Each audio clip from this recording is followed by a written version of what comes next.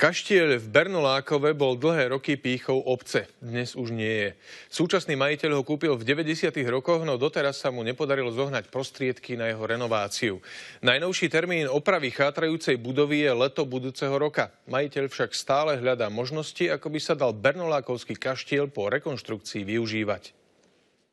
Tento kaštieľ Bernolákove už niekoľko rokov chátrá. Majitelia ho nechali na pospas osudu. Majiteľ pán Kachlík však tvrdí, že to tak nie je. Keď kaštieľ kúpili, namiesto krytiny bola len lepenka. Opravy striech a ostatných stavebných prác, vrátane projektovej prípravy stáli cez 20 miliónov slovenských korún. Hnevá ho, že kaštieľ je stále objektom krádeží. Rozkradli medené plechy a tak ďalej. Naháňali sme ich tam celé noci. Oni mi sundali celú túto strechu, vytrhali plechy a nehali to tak. Ja som samozrejme sa snažil potom to tam dávať naspäť. Chceli v rekonštrukcii pokračovať, ale nemali už peniaze. Bolo treba pracovať s úvermi. Tie banky začali samozrejme celú tú ekonomiku študovať. Došli názoru, že tá stavba je nefinancovateľná. Pracovníci Krajského pamiatkového úradu počas pravidelnej kontroly zistili ďalšiu degradáciu budovy, ako aj drobné statické poruchy. Príjme opatrenia s presným stanovením postupom prác, ktoré vlastník v priebehu nasledujúceho obdobia musí vykonať.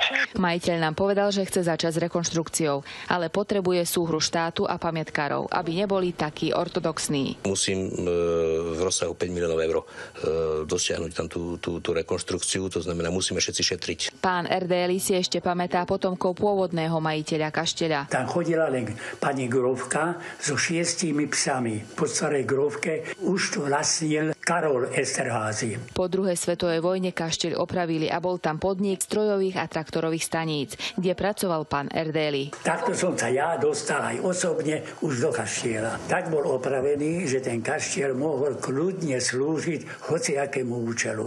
Z Bernolákova Ruslana Kurilcová, televízia JOJ.